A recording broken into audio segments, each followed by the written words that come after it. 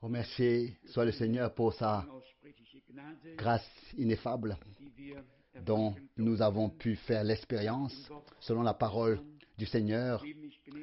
À qui j'ai fait grâce, et de qui j'ai eu pitié, j'ai eu pitié.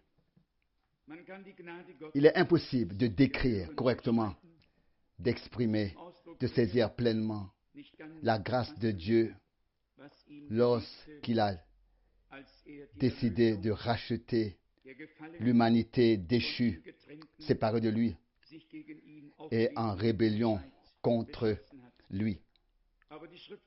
Mais l'Écriture dit que Dieu nous a montré, nous a prouvé son amour alors que nous étions encore pécheurs, alors que nous étions encore loin, et même alors que nous n'étions pas encore là. Pour les hommes, il n'est pas tout à fait compréhensible que Dieu fasse ou ait fait quelque chose de très précis à un jour bien précis pour toute l'histoire de l'humanité. Mais c'est ainsi que cela a été décidé dans le plan de Dieu. Et il est écrit dans l'Épître aux Hébreux que notre Seigneur, après avoir versé son sang et s'être sacrifié une fois pour toutes, est entré dans le sanctuaire céleste avec son propre sang afin d'y intervenir pour nous là-bas en tant que souverain sacrificateur. Et ce qui est beau, c'est qu'il s'est fait homme pour pouvoir tout ressentir et tout comprendre. Et depuis que notre Seigneur est apparu sous forme humaine, il ne peut plus juger d'en haut. Il doit juger comme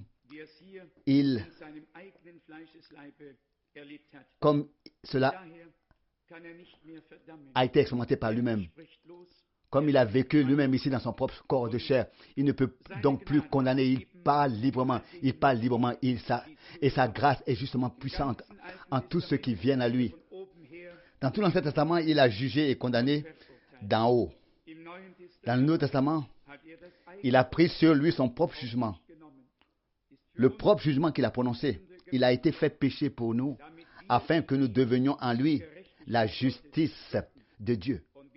Et comme en Adam, tous meurent, en Christ, tous sont rendus à la vie, sans l'intervention de nos œuvres. C'est l'œuvre de Dieu en Christ, afin qu'aucun homme ne se glorifie. Chaque fois que nous pouvons être rassemblés ici, nous sommes reconnaissants et nous nous savons reliés avec des milliers d'autres sur toute la terre. J'ai repris espoir dans le fait que Dieu fera une grande marche triomphale pour la vérité et avec la vérité. Et pour cela, il pourra certainement encore utiliser des personnes, des hommes, comme nous l'avons entendu aujourd'hui dans la prédication, qui se mettent de côté, qui écartent leurs propres idées, leurs propres volontés, leurs propres plans, vraiment tout, afin de le mettre de côté, afin que le Seigneur puisse avoir réellement son chemin avec nous. C'est tellement ancré en moi. Pas seulement faire quelque chose, mais laisser Dieu faire lui-même ce qui doit être fait. C'est tout ce que je peux faire. Il est le Seigneur, ce n'est pas nous qui lui disons ce qu'il doit faire, mais c'est lui qui nous dit ce qu'il veut voir faire. Ce ne sont pas les serviteurs qui décident ce que le maître doit faire, mais c'est le maître qui décide ce que les serviteurs et les servantes doivent faire. Dieu a promis de répandre son esprit sur toute chair. Il a promis de nous donner un cœur nouveau, un esprit nouveau, une vie nouvelle, afin que nous ne marchions pas dans nos propres voies, mais dans les voies de Dieu réellement. Comme l'écrit le prophète Jérémie, regardez les jours d'autrefois et cherchez, sondez quelle est la voie de l'Éternel, puis marchez dans cette voie. Il n'y a guère eu d'époque où il a été aussi difficile de voir clairement la voie de Dieu. Précisément parce que tant d'interprétations existaient déjà dans toutes les dénominations. Elles ont toutes été enseignées de différentes manières. À cela s'ajoute la tragédie que nous pouvons exprimer une fois donc à l'intérieur du message de ces derniers jours, que tant de directions différentes ont vu le jour, et ce pour des motifs différents. Mais avec Dieu, il ne peut y avoir qu'une seule direction. Et ça, c'est la direction de Dieu. Et elle est toujours orientée vers la parole, envers la parole, en accord avec la parole. Il n'y a pas d'autre possibilité. La parole de Dieu reste éternellement et toujours la référence, la lampe de notre pied et une lumière pour notre chemin. Mais puisque nous avons aujourd'hui cette visite, une visite de haut niveau parmi nous, je vais peut-être devoir faire la remarque ou la faire quand même sans qu'elle soit obligatoire, car nous ne sommes pas les seuls, ou moi en particulier, à avoir ressenti ce que cela signifie lorsque des personnes suivent des doctrines et enseignements différents. Mais Sarah, en particulier la plus jeune fille de frère Branham, a ressenti jusqu'à la fin ce que cela signifie de ne pas aller dans la direction prise par ses frères. La souffrance qu'elle a endurée, tout ce qu'elle a subi est indescriptible. On ne peut pas l'exprimer avec des mots.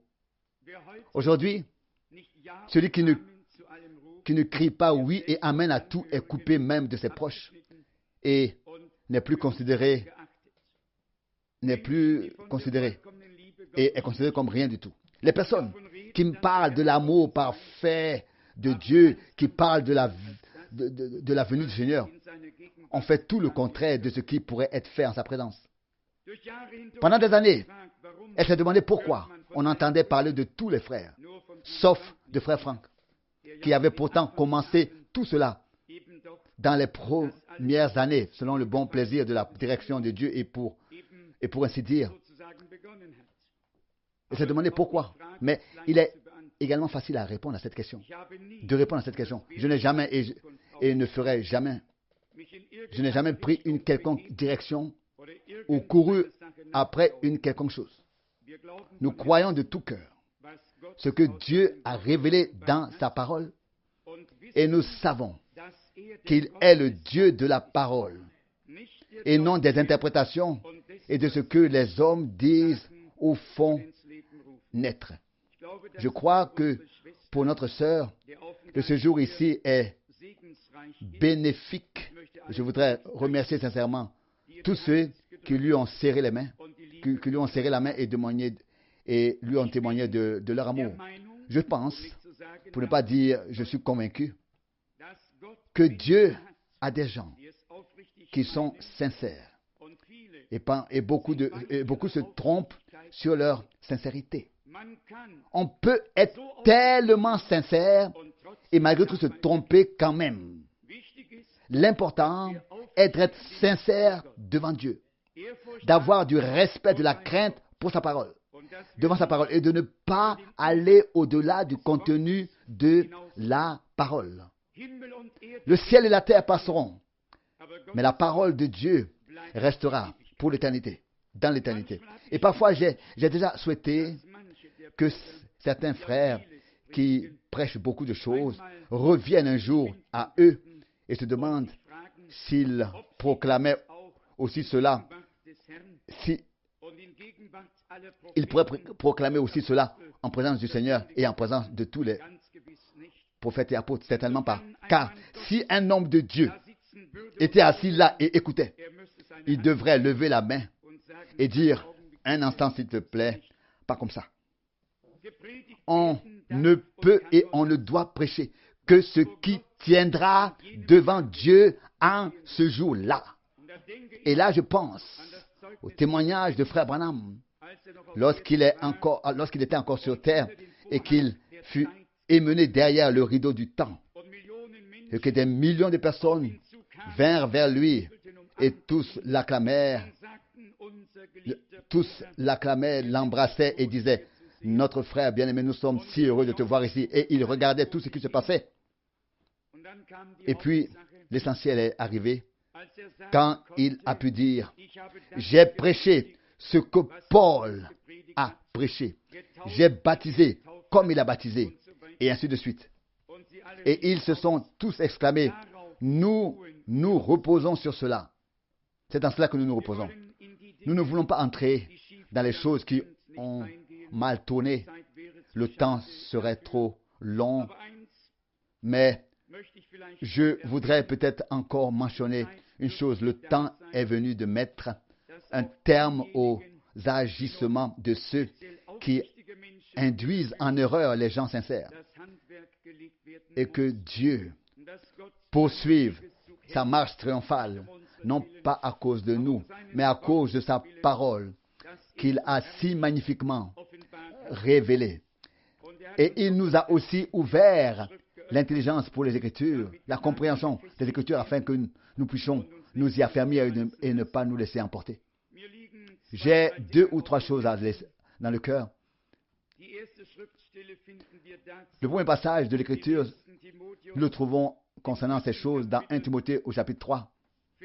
1 Timothée chapitre 3, versets 14 et 15. Habituellement, le verset 16 est lu, mais je voudrais lire aujourd'hui le verset 14 et 15 de 1 Timothée 3. Donc à partir du verset 14, « Je t'écris ceci dans l'espoir de pouvoir venir à toi assez tôt, mais afin que tu saches, si je tarde, comment il faut se conduire dans la maison de Dieu, qui est l'Église du Dieu vivant, la colonne et l'appui de la vérité. » Ce verset est d'une importance exceptionnelle. L'Église du Dieu vivant n'est pas une foire d'empoigne, un terrain de jeu pour toutes sortes d'esprits et de doctrines et d'enseignements. L'Église du Dieu vivant est engendrée et appelée à l'existence par la parole et l'esprit de vérité. L'Église du Dieu vivant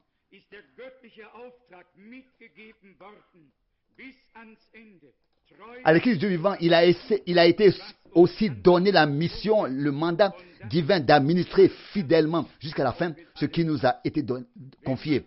Et ce, avec tout le sérieux et la diligence et le zèle nécessaire. Si l'on veut obtenir beaucoup de choses différentes, il faut aller au bon endroit, c'est-à-dire directement à Rome. C'est là qu'il nous est décrit que cette Babylone est devenue une cage pour tous les animaux et oiseaux impurs. Elle est la demeure des démons, mais pas l'Église du Dieu vivant. Je vous le lis dans le chapitre 18 de l'Apocalypse. Ici, il est écrit au verset 2. Apocalypse chapitre 18, verset 2. Il s'écria d'une voix puissante. Elle est tombée, la grande Babylone, et elle est devenue la demeure des démons, le repère de tous les esprits impurs, le gîte de tous les oiseaux impurs et abominables. C'est l'opposé de ce qu'est l'Église du Dieu vivant. L'Église du Seigneur est véritable, elle est vraie, elle a reçu la parole dans sa pureté et sa clarté et la transmet ainsi. Cette grande cage où tout le monde a sa place, tous les oiseaux et ceux qui ont un oiseau ou quoi que ce soit, tout le monde, tous ces gens-là ont de la place là-bas, mais pas dans l'Église du Dieu vivant. Car elle est l'appui, elle est la colonne et l'appui de la vérité, le fondement, l'élément porteur de la vérité. Et c'est pourquoi rien de ce qui est mensonge et erreur et tromperie ne peut avoir sa place dans l'Église du Dieu vivant. Ce n'est pas possible. La parole de Dieu est la vérité. Les interprétations sont des tromperies. Et dès le début, Nous avons tracé cette ligne de démarcation claire. Je ne l'oublierai jamais. C'était lors d'un des premiers voyages missionnaires, lorsque j'ai parlé de la chute de l'homme, et que cela m'a paru tellement grand que le Seigneur Dieu avait donné à Adam la parole originale qui lui permettait de vivre éternellement en présence de Dieu. Et puis le serpent est venu et a retourné la parole, l'a doté de points d'interrogation, l'a façonné et rendu un peu différemment. Et l'a rendu un peu différemment et la catastrophe était déjà là. La parole est la vie. La parole a été donnée par l'Esprit. Mais malheur, si la parole est modifiée, si elle est ensuite déformée, alors elle devient un mensonge complet. Or, l'Écriture sainte dit dans l'épître de Jean qu'aucun mensonge n'a son origine dans la vérité. Peut-être devrais-je vous donner le passage biblique, spécialement pour nos amis qui ne maîtrisent peut-être pas tout à fait la langue allemande. Il est écrit en tout cas qu'aucun mensonge n'a son origine dans la vérité. Qui a déjà trouvé? Ça devrait être dans 1 Jean chapitre 4 et plus précisément 1 Jean chapitre 4 verset 6, il est écrit: mais nous sommes de Dieu, celui qui connaît Dieu nous écoute. Non, ce n'est pas ce que je veux dire. Je parle du passage où il est question du mensonge. Quelqu'un l'a-t-il trouvé pour m'aider? Sinon, je vous le donnerai plus tard. Vous pouvez. C'est probablement dans 1 Jean chapitre 2, et on pourrait y lire là le verset 18. Dans tous les cas, il faut clairement retenir que la parole de Dieu n'est prise que plus tard à des fins de décoration, mais pas qu'un mensonge vient désormais de la vérité. Le mensonge provient d'une toute autre source. Le mensonge provient d'une toute autre source. Plus des passages bibliques sont violés et utilisés, sortis de leur contexte, à des fins décoratives, car la vérité vient de Dieu et le mensonge vient du diable, qui est un menteur depuis le début, depuis le commencement. Et ces deux choses ne se mélangent pas. Le mensonge était et sera toujours le mensonge. La vérité est et reste la vérité pour l'éternité. Que personne ne nous en veuille. Donc, si nous ne pouvons pas faire de compromis, ce n'est simplement pas possible. L'amour pour Dieu est toujours l'amour à la vérité. Non pas à des compromis, mais toujours de la vérité. Je vous lis ceci aussi dans 2 Thessaloniciens chapitre 2, verset 10. Ici, nous lisons le verset 11. Peut-être déjà verset 11. Oui, déjà aussi peut-être le verset 10. Et par toutes sortes de tromperies, d'injustice pour ceux qui périssent parce qu'ils n'ont pas embrassé l'amour de la vérité pour obtenir leur salut. L'amour de Dieu est l'amour de la vérité, pour la vérité. Et la vérité est et reste la parole de Dieu. Il n'y a pas d'autre point. Nous le savons. Ensuite, j'ai encore sur le cœur, sur la base du sermon que nous avons entendu, de lire une parole du prophète Jérémie. Et je dois dire honnêtement que lorsqu'une telle prédication est prononcée, nous nous sentons tous concernés. Et non seulement cela, mais cela nous touche au plus profond de nous-mêmes.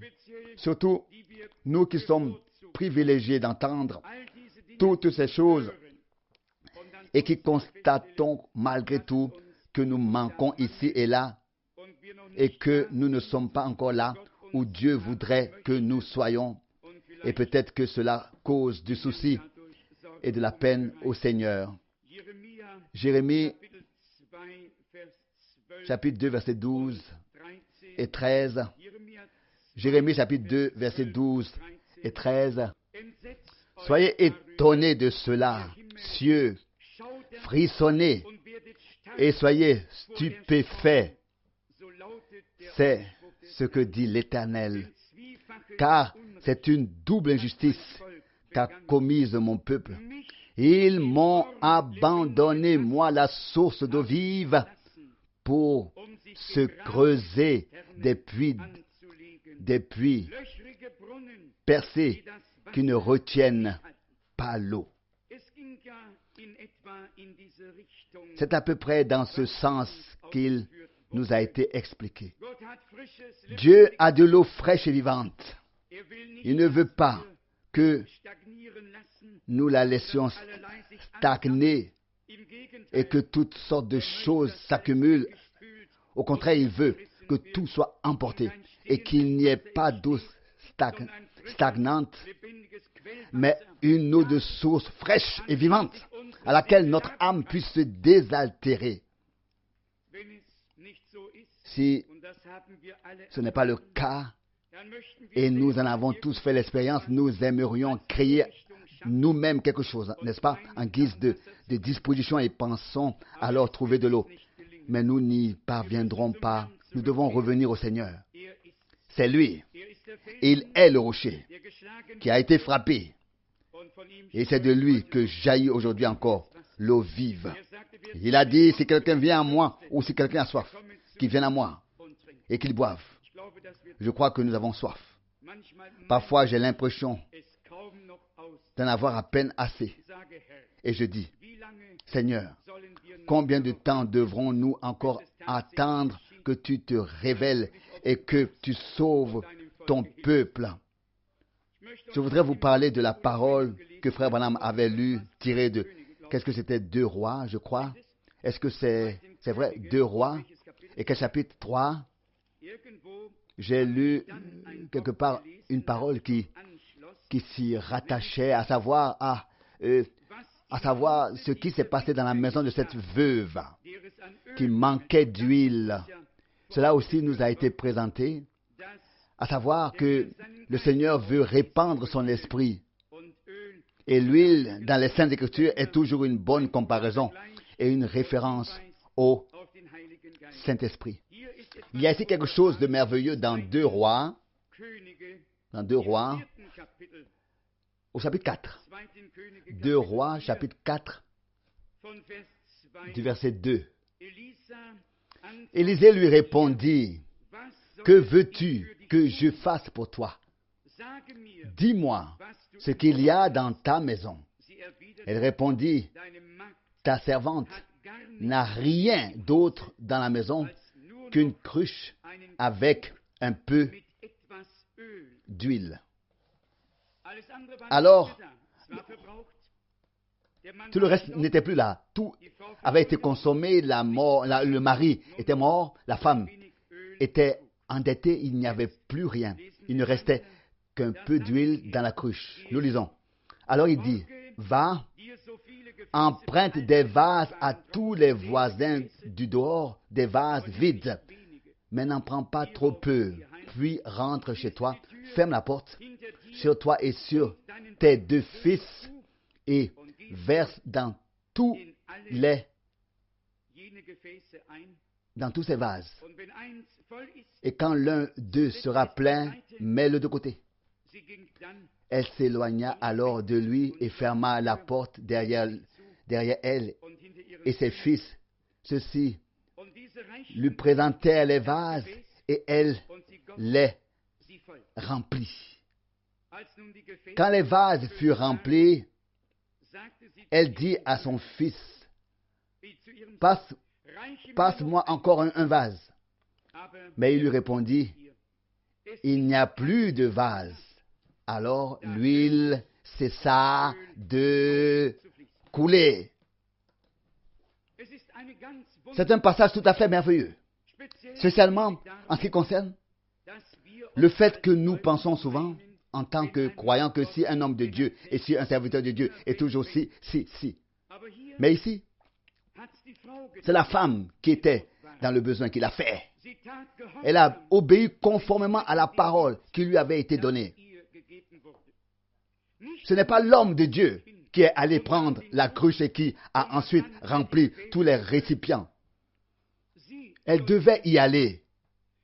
Elle devait faire avec foi ce qui lui avait été dit. Et le même Dieu qui était avec les prophètes a toujours été avec ceux qui ont agi conformément à la parole que Dieu a adressée au peuple ou à des individus.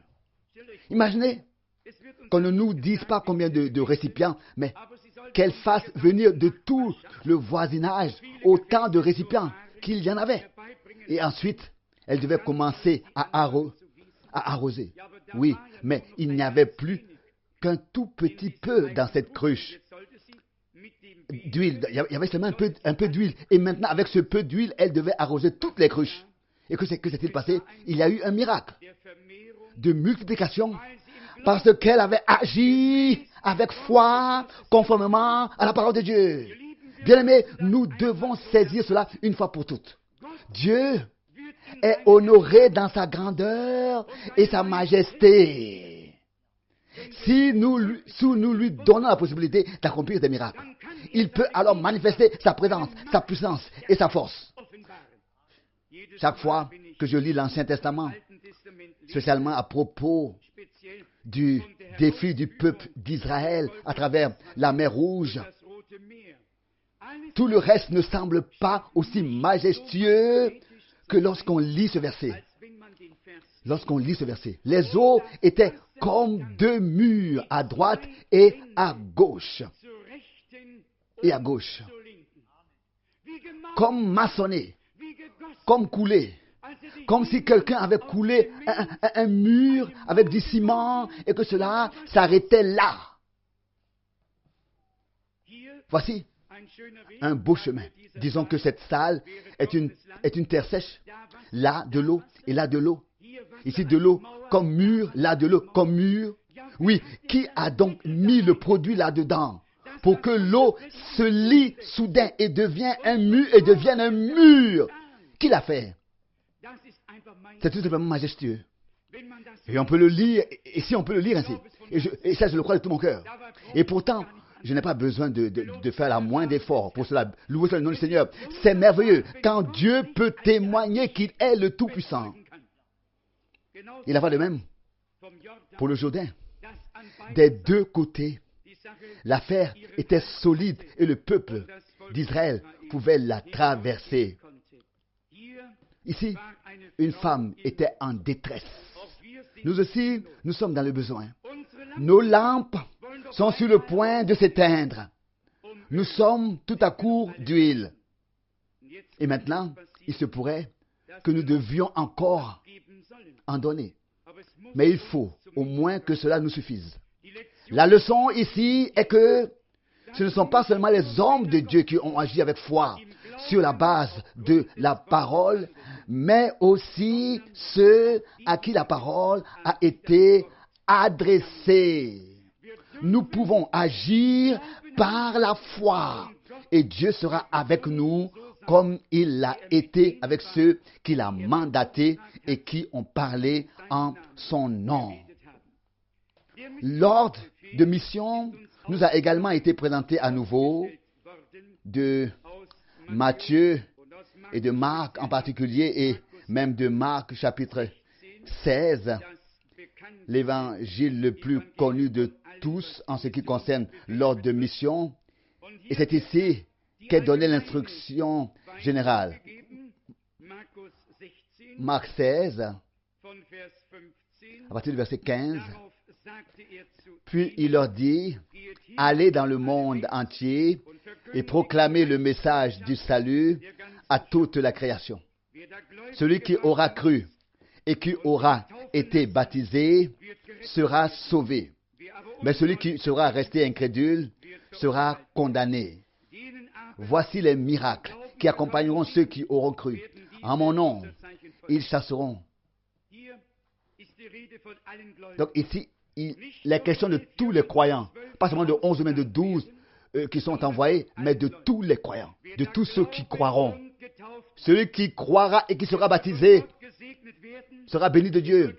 Il doit être rempli, il doit être revêtu de la puissance d'en haut, il doit être un témoignage vivant et un témoin de ce que Dieu a fait. Rempli du Saint-Esprit. Pas seulement les prédicateurs, mais tous les croyants doivent apprendre et expérimenter ici ce qui est écrit. Ensuite, si nous pensons à la parole qui a également été mentionnée, tirée de Jean 14, le verset 12, Jean 14, verset 12.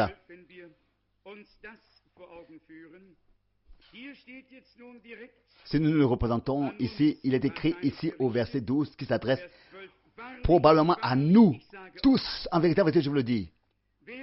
Celui qui croit en moi fera aussi les œuvres que je fais, et même des œuvres plus grandes que celles-ci. Cela aussi, nous l'avons entendu très clairement. À l'époque, le Seigneur Jésus pouvait être soit à Jérusalem, soit à Jéricho. Maintenant, il peut être présent partout par le Saint-Esprit, partout, pour confirmer la parole dans les croyants, dans chaque croyant, dans tous ceux qui ont cru, pour veiller à ce qu'elle s'accomplisse parmi ceux qui croient de tout leur cœur.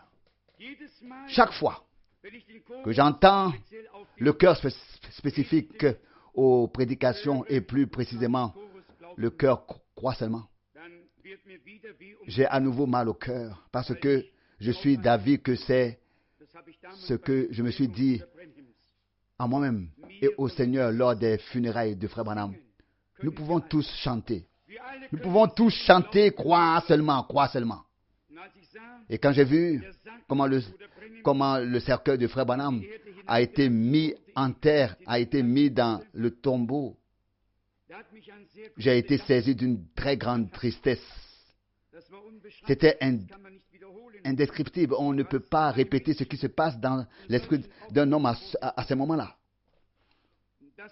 Et le cantique et le cœur croient seulement a peut-être été chanté 30 fois, 20 ou bien 30 fois.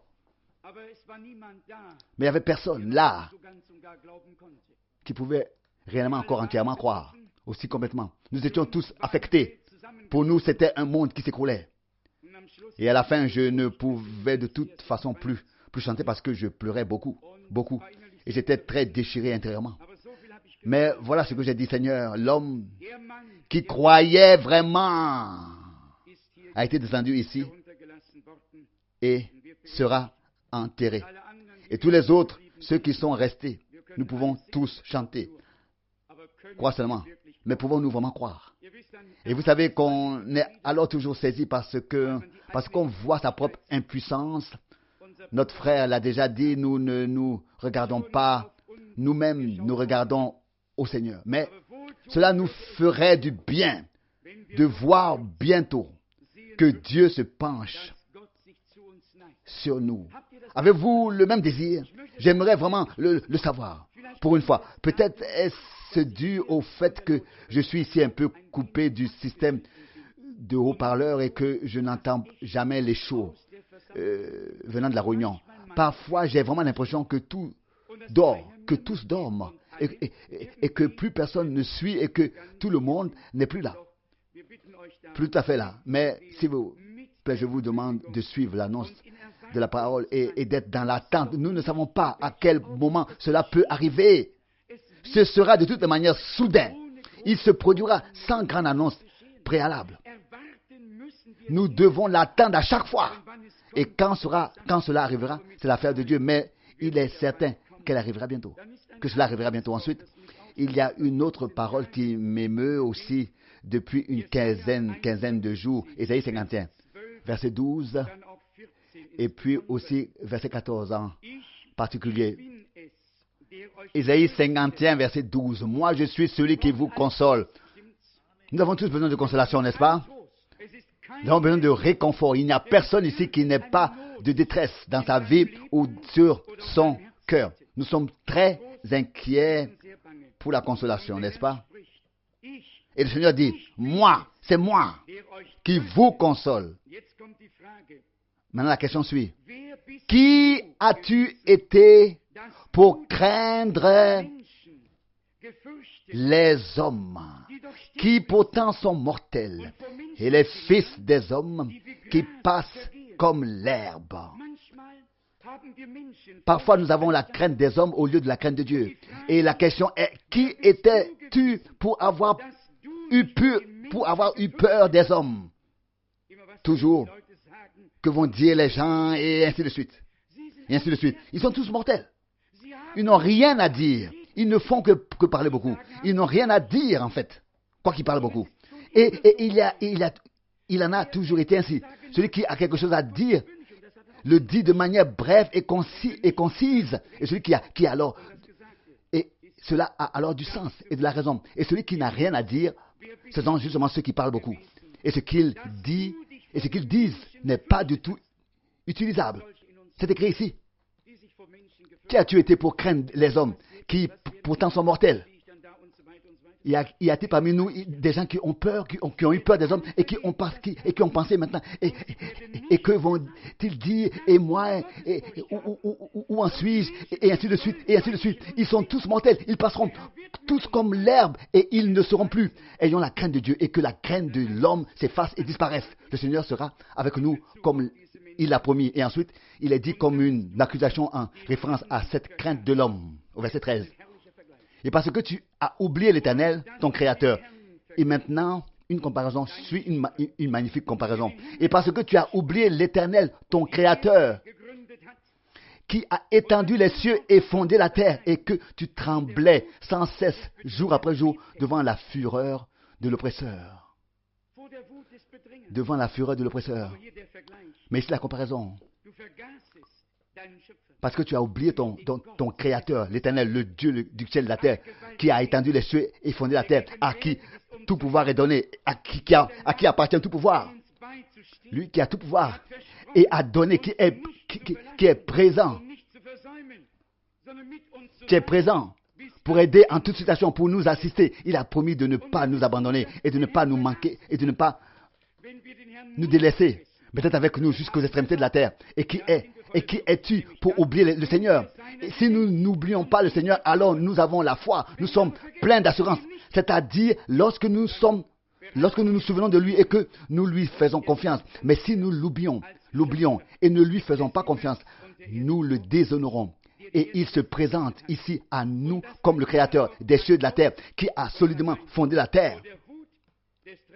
La deuxième partie du verset 13. Et que tu tremblais sans cesse, jour après jour, devant la fureur de l'oppresseur. Oui, qui est celui-ci, l'oppresseur? C'est un ennemi vaincu. Quel qu'il soit, notre Dieu a le dernier mot. Le dernier mot. Et nous pouvons, par la foi, lever les yeux vers lui. Et il tiendra sa parole. Et celle des siens.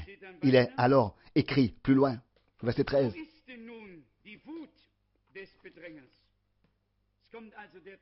La dernière partie du verset 13 maintenant. Où donc est la fureur de l'oppresseur? Le jour vient, donc, il vient, où nous ne verrons plus l'oppresseur. Il sera parti, disparu. Le Seigneur fera le ménage. Il s'occupera de son peuple et de la cause de son peuple. Et il dirigera la cause de son peuple. Il y a même une parole pour cela également dans le même chapitre, Ésaïe 51, verset 22.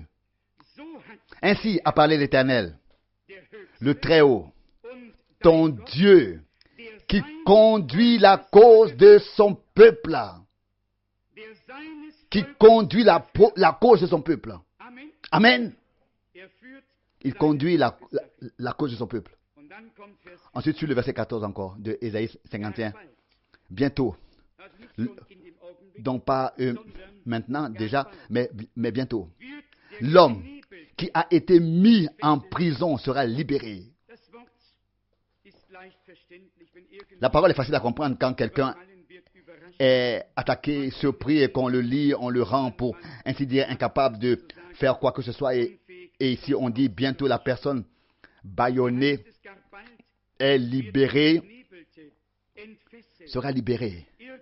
Quelqu'un s'est emparé d'un autre, l'a ligoté, il ne peut plus se libérer. Il est dans une mauvaise situation, il ne sait pas s'en sortir, il ne sait pas sortir et pas rentrer. Et il est dit ici, bientôt celui qui est mis en prison sera libéré. Il ne mourra pas pour descendre au séjour des morts. Il ne manquera pas de pain. Et cela doit nous parler aujourd'hui. Nous ne sommes que des êtres humains tous et que personne ne s'imagine être au-dessus de toutes choses. Parfois nous sommes plus faibles, parfois plus forts. Mais soyez honnêtes. N'avons-nous pas souvent l'impression de ne pas encore être dans la liberté divine comme nous voudrions l'être? Que quelque chose, que ce soit les circonstances ou quoi que ce soit d'autre, ne nous permet pas d'être ce que nous devrions être. On ne se sent pas bien dans sa peau. Verset 14, je relis, bientôt l'homme qui a été mis en prison sera libéré. Il ne mourra pas pour descendre au séjour des morts. Il ne manquera pas de pain. Comme David l'a dit et écrit dans les psaumes, nous verrons l'armée de Dieu et son peuple, le peuple de Dieu, sera plein d'ardeur au jour de l'armée de Dieu. Plus longtemps, plus nous aspirons à contempler. Plus le temps passe et plus nous aspirons à contempler la grâce du Seigneur, à le voir confirmer la parole qu'il a donnée et que l'on puisse chanter la victoire de Dieu dans les tentes des justes, que les cris de douleur, les lamentations et les gémissements prennent fin. Dieu veut libérer ceux qui sont liés. Il veut les détacher, les rendre libres.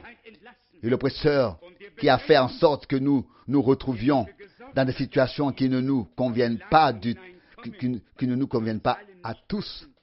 Soudain, on se demandera, mais où est-il donc passé? Où est l'oppresseur? Et où sont tous ceux qui ont agi, qui ont oppressé? Ils seront partis. Le Seigneur se chargera de la cause de son peuple pour le faire sortir glorieusement. Nous louerons alors son nom, car nous saurons que ce n'est pas un homme qui a fait cela, mais le Dieu vivant. Résumons ce qui a été dit et annoncé ici ce week-end. Dieu veut se révéler.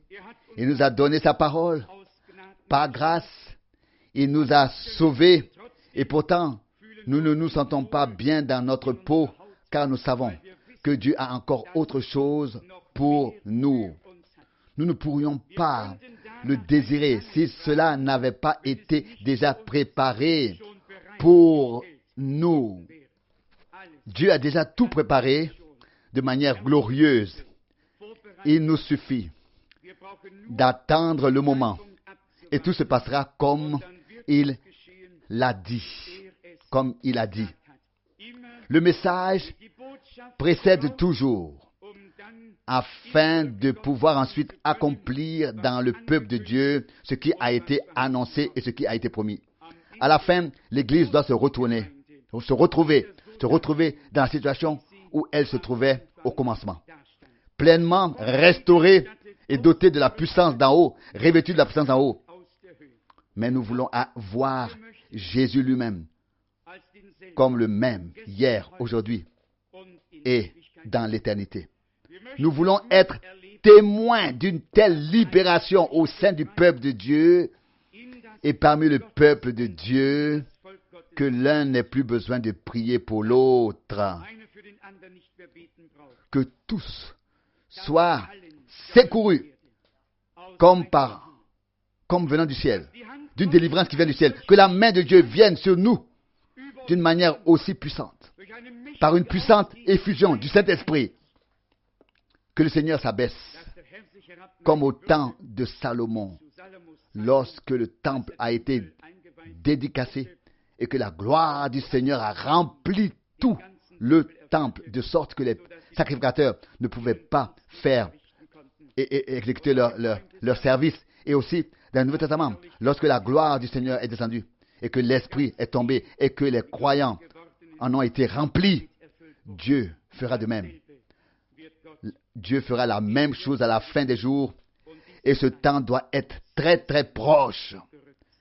Si je considère les événements politiques et plus particulièrement les événements politiques religieux, car c'est la partie à laquelle nous devons faire particulièrement attention. comme le monde entier est séduit. C'est juste, c'est sous nos yeux. Nous le voyons. Quand je pense à tous ceux qui cherchent l'Antichrist parmi les Juifs et dans le monde entier, ils n'ont qu'à aller au Vatican. C'est là qu'ils siègent. Ils n'ont même pas besoin de voyager. Il leur suffit de regarder là-bas et puis ils ont toute la description, comme eux. Oui, ils ne voient pas, dit frère Rousse.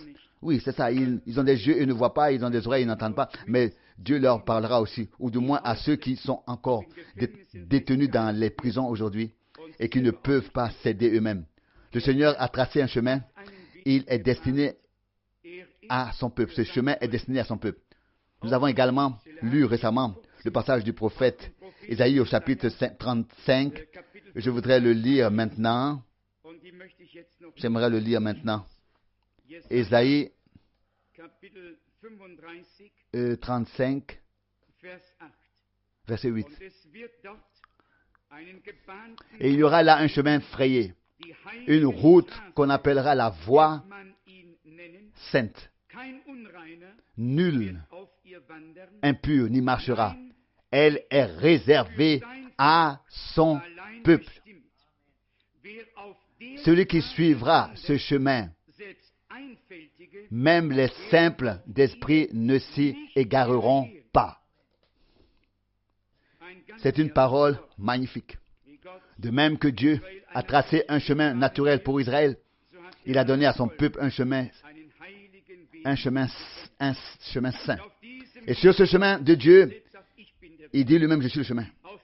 Sur ce chemin de Dieu, même les insensés ne se tromperont pas, ne s'égareront pas. Il n'est pas nécessaire d'être particulièrement intelligent pour suivre le Seigneur. Dites-moi, quelle est l'intelligence d'un mouton?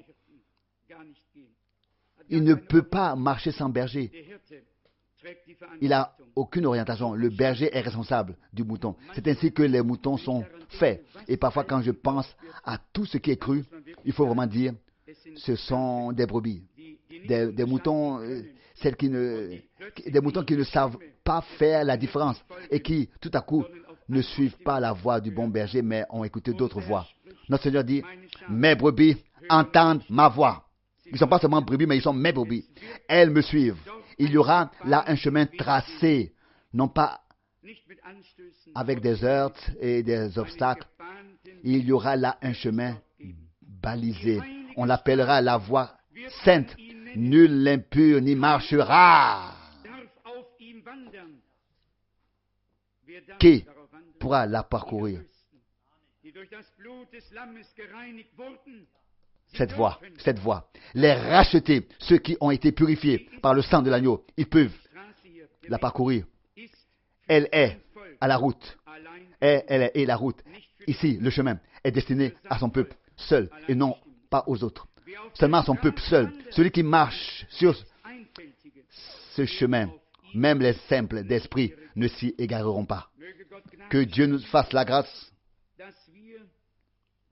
de le suivre en tant que brebis de son pâturage, en tant que troupeau de sa main, que sa main conduit.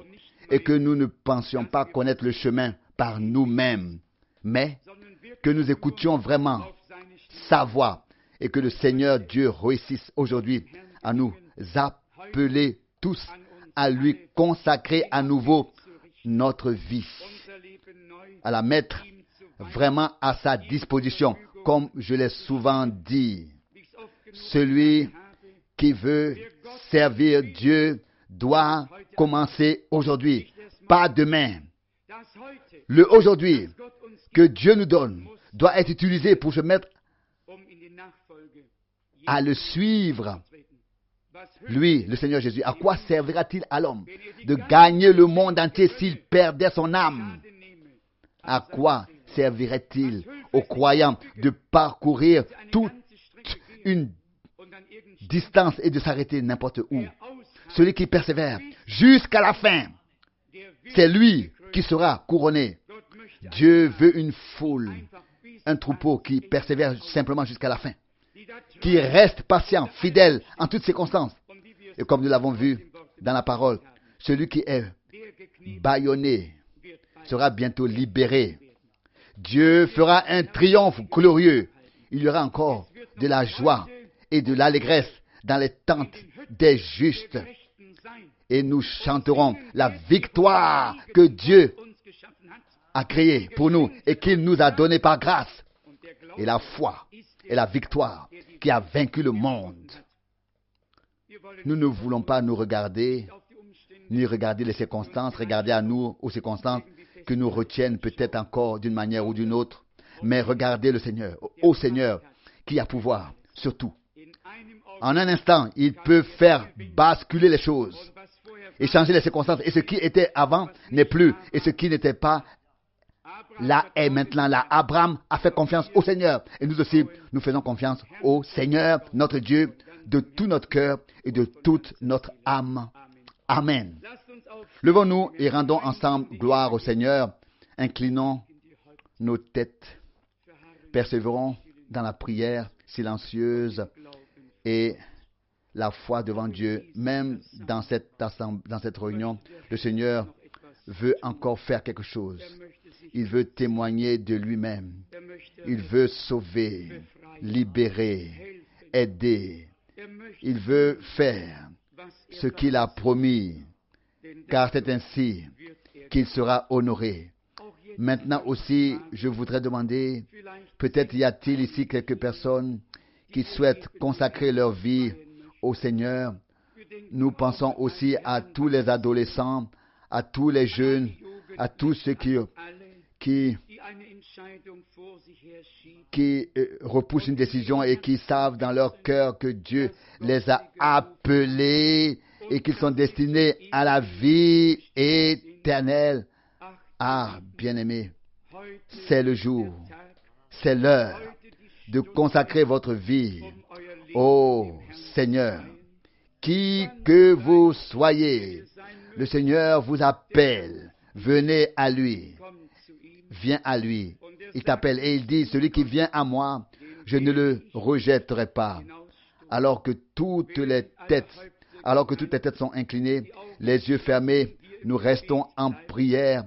Permettez-moi de demander si quelqu'un a le courage de lever la main et de dire dans son cœur, oh Dieu, aujourd'hui, je veux te consacrer ma vie. Y a-t-il quelqu'un ici qui veut élever la main? Que Dieu bénisse, que Dieu bénisse. Y a-t-il encore quelqu'un? Il y a peut-être d'autres besoins, quel que ce soit, quel qu'il soit, avant de prier. Y a-t-il encore des besoins ici, des besoins particuliers que vous avez? Merci, merci, merci.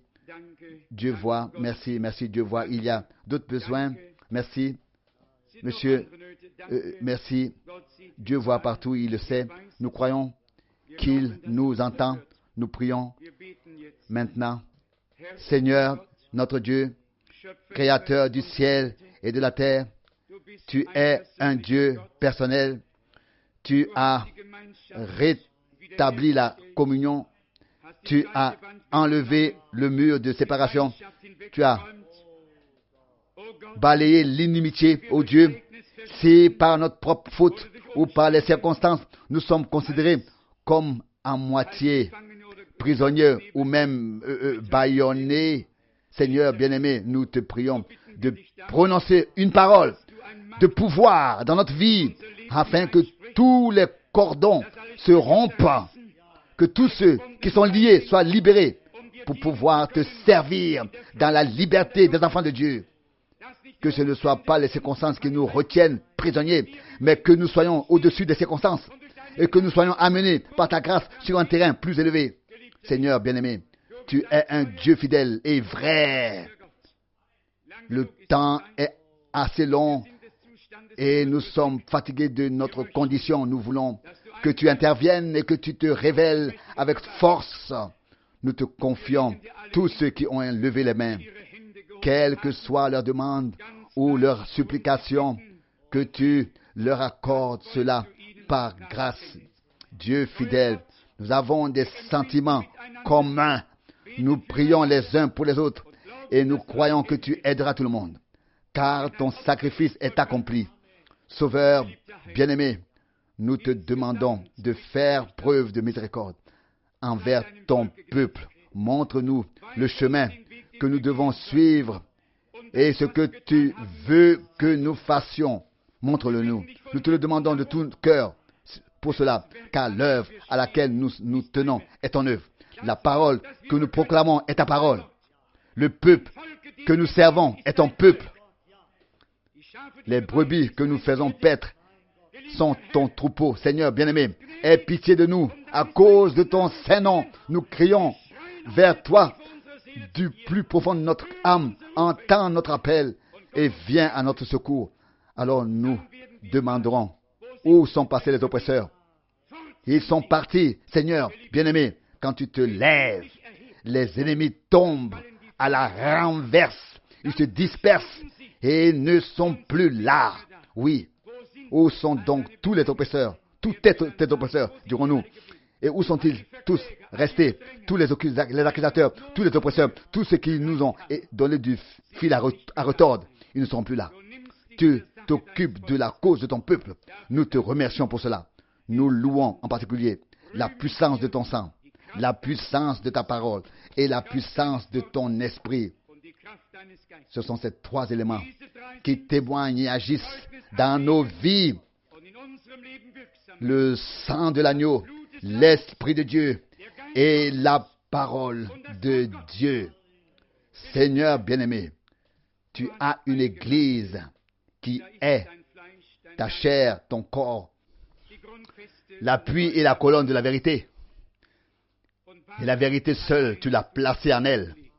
Tu en as fait le support, la colonne et le fondement de la vérité. Seigneur bien-aimé, que jusqu'à la fin, on ne trouve dans ton Église que la pure vérité, rien d'autre que la pure vérité divine. Tu es la tête. Et tu dis, je suis le chemin, la vérité et la vie.